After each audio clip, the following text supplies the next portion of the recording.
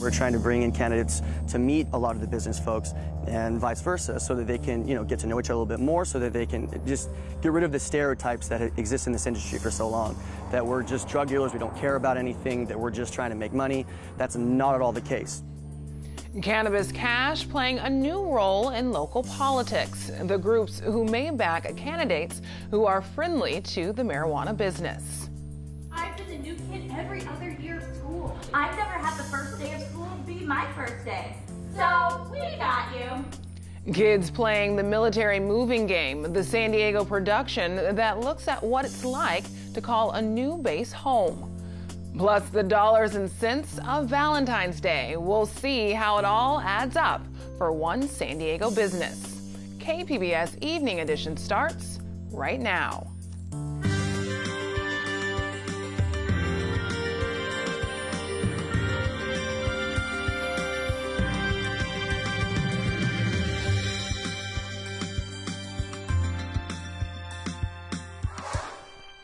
Good evening and thanks for joining us. I'm Ebony Monet.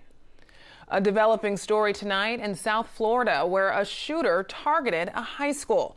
This is the scene from earlier today at Douglas High School in the city of Parkland. That's near Fort Lauderdale. The Broward Sheriff's Office says 17 people were killed. Students were put on lockdown and sheltered in classrooms as a SWAT team worked to clear all buildings on campus.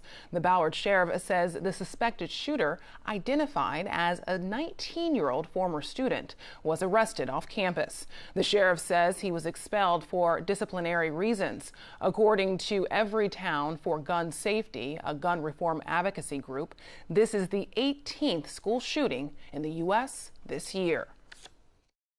That's how it happened. Multiple pops. Take multiple. Me into the pops. It was at least 7 shots, and then after I heard the shots, I was leaving. And when I was leaving, I heard like at least 2 more. Everyone just climbing the fence. Everyone, like there's no room on the fence. Just everyone climbing. People pulling me down, like scratches on me. But I hopped the fence. I just started running towards the Heron Bay Shopping Center over there. PBS NewsHour is following this developing story and will have updates during its newscast. That's coming up at 7 here on KPBS. The latest push to do something about San Diego's housing crisis includes an affordable housing bill introduced at the state capitol.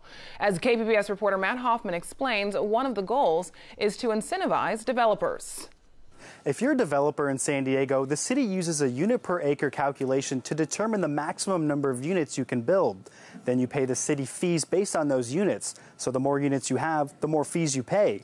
Now, traditionally, developers have been incentivized to build affordable housing with density bonuses, meaning if a builder agrees to create low-income units, then they can potentially build more overall units. Assemblyman Todd's Gloria bill would give developers a new, quote, floor area ratio incentive, allowing them to calculate the number of potential units and fees based on square footage, not units per acre. Gloria believes this would allow developers to maximize space.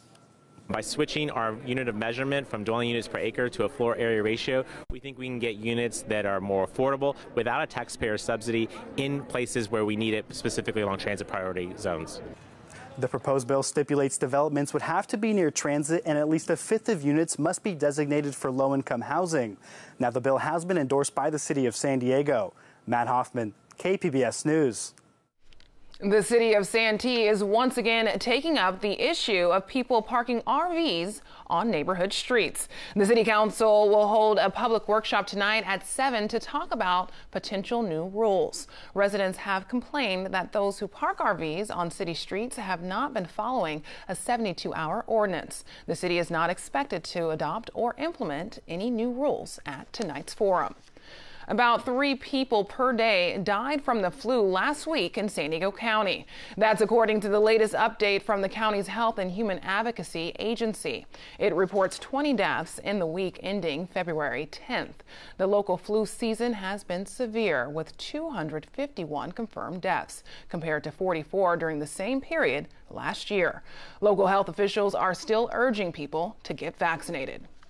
San Diego's Sharp Health Plan is getting high marks in a new national rating. The nonprofit National Committee for Quality Assurance has given Sharp an excellent rating, the highest grade on its scale. Sharp scored especially high in the categories of access, consumer experience, and helping people stay healthy. The company's president and CEO says consumers should look at a variety of different ratings when choosing an insurer. And to really look at how health plans are performing in quality and service, and only then can they really be sure that they're making the best choice for a health plan. Sharp Health Plan has 145,000 members. It's the only nonprofit commercial health plan based in San Diego. For the next 3 years, researchers will study how San Diego firefighters eat. The Salk Institute in UCSD School of Medicine was awarded a $1.5 million federal grant for the project. The work will focus on whether restricting food intake to a 10-hour window can improve the overall well-being of firefighters and counter some of the negative health impacts attributed to firefighter shift work. San Diegans are putting pressure on the county to make budget discussions more inclusive by scheduling a meeting outside of work hours. Community groups today delivered 275 signed petitions to the county supervisors. Representatives from the coalition Invest in San Diego Families say an evening hearing would give low-wage workers a say in the county's billion-dollar spending plan. Some supervisors, such as Bill Horn, have said the public can either take off work or go online to engage in the process. The fact is that people are coming to you to ask for basic needs like food stamps and assistance with their rental, with their rent. They probably don't all have computer access. Supervisor Greg Cox proposed adding an evening meeting back in December, but his colleagues rejected the idea. Budget meetings are scheduled for June. This year, the cannabis industry can legally throw money into politics in California, and candidates can legally accept it. KPBS North County reporter Allison St. John says one race where marijuana money is focused is the race to replace San Diego County Supervisor Bill Horn. The Outliers Collective is just that. It's in an outlying warehouse just east of El Cajon city boundaries in unincorporated San Diego County. It's one of the few legally licensed cannabis operations in the region. We cultivate, we extract or manufacture products, we dispense, and we can also do wholesale distribution elsewhere. Lincoln Fish is CEO of Outco, which runs Outliers, but Outliers has a problem. San Diego County supervisors approved zoning to allow a handful of legalized cannabis operations in 2010, but then rescinded that decision last year. What happened was the county said we're going to ban, and we're going to allow for the operations that are currently in place to be grandfathered in for a 5-year period. Marijuana money is likely to play a significant role in this year's elections. Cannabis cultivation operations like this have a lot at stake, depending on who gets elected to the San Diego County Board of Supervisors this year. We need votes. With an uncertain future, the industry is looking at 2 open seats on the county board, which controls land in the unincorporated county. One of those seats is currently held by longtime supervisor Bill Horn, who voted to ban commercial cannabis operations. He'll be termed out. Running to replace him in North County's 5th District is San Marcos Mayor Jim Desmond. Desmond, a Republican, also voted last year for a complete ban in his city. Well, the citizens of San Marcos came forward and said they do not want any dispensaries. And quite frankly, everybody already had. You can grow 6 plants in your house. Every household can grow 6 plants of marijuana for their own use. Desmond says before legalizing commercial operations in San Diego, he wants to see marijuana legalized by the federal government. He says he might be open to some commercial cultivation, but not other aspects of the business, like dispensaries. It's still illegal in the federal government, as far as the federal government's concerned. So if and when marijuana becomes acknowledged as a medical use by the federal government, then growing it is a possibility for the pharmacies. But the dispensaries have not worked very well in the cities. I mean, we've had them pop up in the city of San Marcos, and they're a public nuisance. I think San Marcos is wrong, and I think the county is wrong by just outright banning it. This is Oceanside City Councilman Jerry Kern, also a Republican, who's running against Desmond for Horn's seat on the county board. Let's talk about cannabis, because if you really want to talk the really bright line between Mayor Desmond and myself, that is the issue. I voted against both. I voted against medical, I voted against recreational. But my job as an elected public official is to follow the will of the people. It got 57% of the vote in the state. It got 57% of the vote in the city of Oceanside. It got 55% in San Marcos. Kern suggested setting up a medicinal marijuana ad hoc committee in Oceanside. I reached across the aisle to work with Deputy Mayor Lowry, who's a Democrat, and say, okay, let's come up with a good plan. The committee's been working on an ordinance to allow commercial cultivation, testing and sale of medicinal marijuana in Oceanside. You know, I know my colleagues up here would like to stop it. And the idea that, but you're standing on the track and the train is coming full speed. One of the Oceanside City Council members who's not in favor of this ordinance is Democrat Esther Sanchez, the third candidate running for Bill Horn's seat. This dialogue needs to be citywide, and we need to address the impacts to police, to fire, to youth. I've been working with youth for a very long time on alcohol and drug abuse. So, of course, it included marijuana. Democrats have typically been the ones to support regulating cannabis, but not in this case, says Dallin Young of the Association of Cannabis Professionals. Young says Sanchez's concerns about how cannabis affects youth are valid, but maintaining a blanket ban will only make the problem worse. By taking the product in the market away from the black market and putting it into, vested owners that have putting money into it and have gone through the conditional use permitting process or any type of permitting process, that's a much safer system than the black market, which is going to continue to proliferate with bans. Young says his association's working with candidates and will back those open to rethinking a hardline stand on marijuana. This year is pretty much the first year that door is completely open. Especially our association, we're trying to bring in candidates to meet a lot of the business folks and vice versa, so that they can, get to know each other a little bit more, so that they can just get rid of the stereotypes that exist in this industry for so long, that we're just drug dealers, we don't care about anything, that we're just trying to make money. That's not at all the case. Lincoln Fish says he's investing in LED lights for his growing operations, which will be cheaper than high-pressure sodium lights in the long run. He's also planning to financially support political candidates this year to make sure his company has a future. He'll back the candidate who's open to regulating commercial cannabis operations. And has shown that he's not one of what I consider our current Board of Supervisors a reefer madness Board of Supervisors. Fish is not willing to put a dollar figure on how much he might spend on political campaigns. Hard to say, but it wouldn't surprise me if, by the time it's all said and done, it runs into six figures. Young says the Outliers Collective is only one of a number of now legal cannabis operations that plan to jump into the political fray this year. Alison St. John, KPBS News. A warm-up is expected as we get closer to the weekend. Julia Wyden has details in tonight's forecast. Well, we have some significant changes coming up as we get into the second half of the week. First of all, wishing you a happy Valentine's Day. I'm meteorologist Julia Wyden. We have been in this cool and damp trend, but as we go into Thursday, things will dry out. We'll still be on that cool side of things for Thursday, but the weekend comes and those numbers start to nudge on up. That's some good news for us.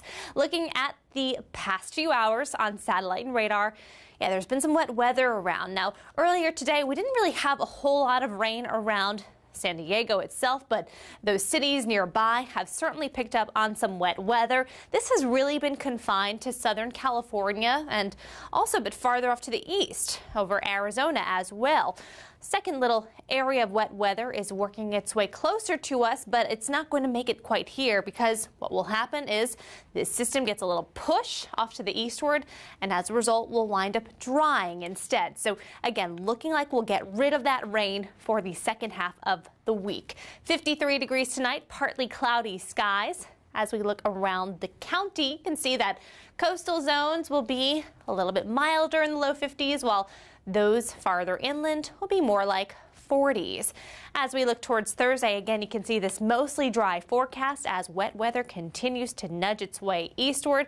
Getting a little bit of high elevation snow near Flagstaff, so something to be mindful of if you're going to be traveling in that area. But staying local, expect to see sunshine. Your temperatures at the coast going to be in the mid 60s. Farther inland, over towards Ramona, will be around 65 degrees. Here's a look at the weekend forecast, and got to say, it looks pretty nice. Warm weather builds in over Texas, New Mexico, Arizona, and I think we'll have that warmth building here as well, with showers staying well off to the north. Let's take you to your 5-day outlook for the coast. 73 on Friday, 71 on Saturday, again getting a little warmer. Mid-70s Friday farther inland.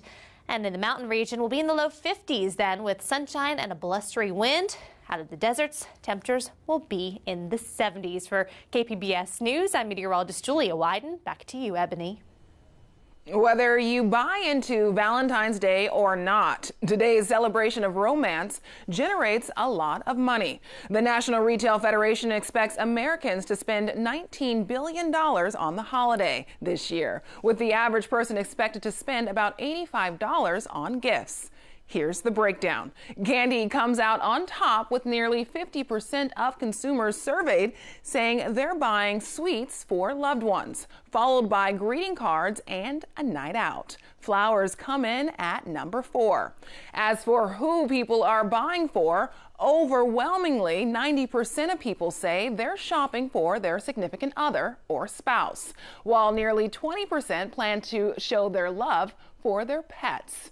Locally at Eclipse Chocolate in San Diego's South Park, the owner, creative director, and executive chef tells me the restaurant's staff has been prepping for the day, which is one of the busiest nights of the year.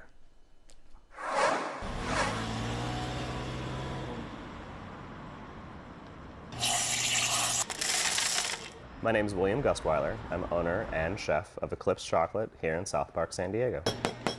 Valentine's Day right now is really difficult to get through because it's 1 week of a chocolate blitzkrieg.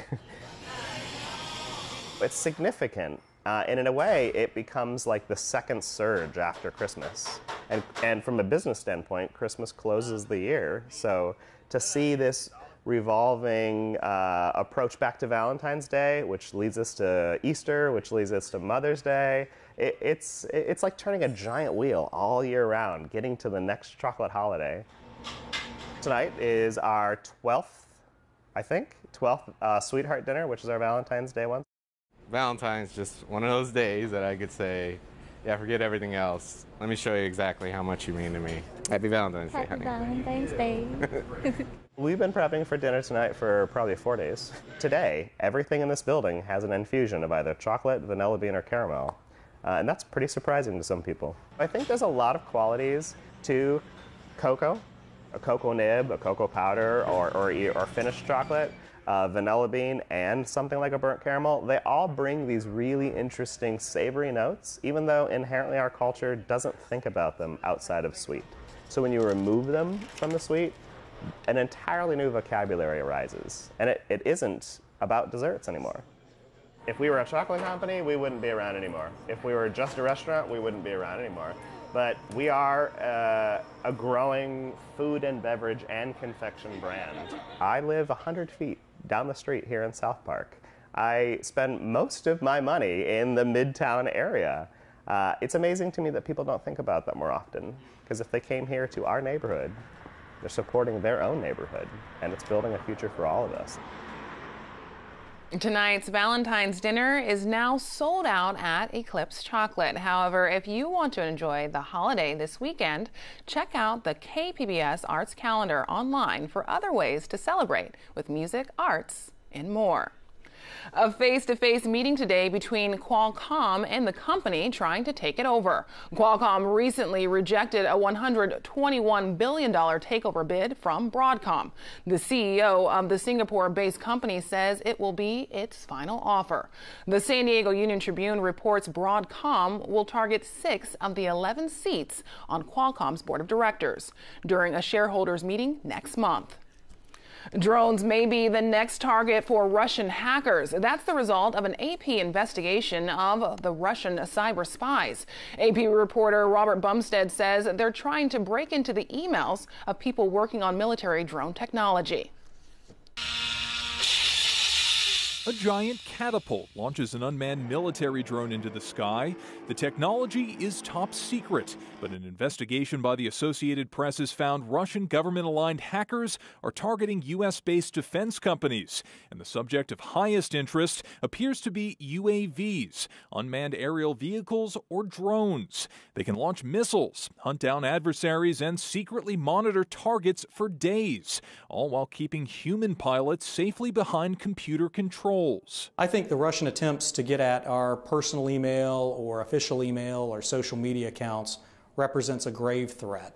Hackers targeted the email account of Charles Sowell. He used to work as a senior advisor for the U.S. Director of National Intelligence. And when our foreign adversaries are targeting them and exploiting the very sensitive technologies and weapon systems that we're trying to equip our troops with, it puts those troops at risk on the battlefield. I think that's something we should all be concerned about.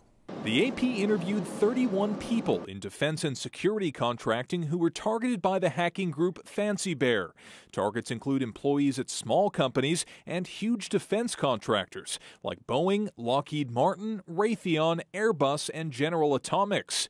What the hackers may have stolen is uncertain, but the hacking attempts reveal a national vulnerability in cybersecurity, poorly protected email, and barely any direct notification to targeted victims. We were looking at designs for simulators. We were looking at concepts of operations. Kevin Gambold was also a hacking target. You know, we've got a number of experts that have spent many years in that field, and so picking their brains literally without them knowing would be of potentially significant use. Previous AP reporting has dissected Fancy Bear's attempts to break into the Gmail accounts of Hillary Clinton's presidential campaign and American national security officials. Drone expert Dan Gettinger says he's not surprised the hackers are now focusing their efforts on drone technology. The drones that they're looking to acquire are more sophisticated and can carry out more types of missions than the ones they have now. Interviews with targets reveal that few of these defense contractors were warned that they were at risk by the FBI or anyone else. The Defense Security Service, which protects classified U.S. technology and trains the industry in computer security, said in a statement, quote, "We simply have no insight or oversight of anyone's personal email accounts or how they're protected or notified when something is amiss."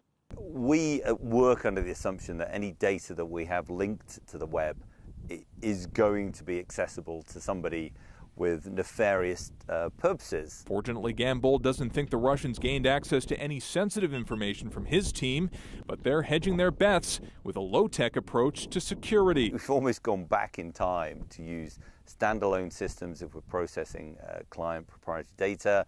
We're FedExing hard drives around. Robert Bumstead, Associated Press. They arrive in the middle of the school year and often disappear just as quickly. A new play shows San Diego elementary students what life is like for their classmates in military families. KPBS military reporter Steve Walsh watched a performance and has this report. I've been the new kid every other year of school. I've never had the first day of school be my first day. Growing up in military families can be isolating as children move from bases and schools around the globe. Where you're from becomes a complicated question. It's hard. The La Jolla Playhouse is debuting a new play about military families. It's making the rounds at schools in San Diego County. That means we have to have fun. Organizers spent 2 years talking to children of military families, inviting them to rehearsals to get their input. We assumed we would get stories about deployment and about how young people feel when their parents or their guardians are deployed. We assumed that we would get some stories about having to move, but the depth of those stories surprised us. Dad's deployed right now. Don't cry, don't cry.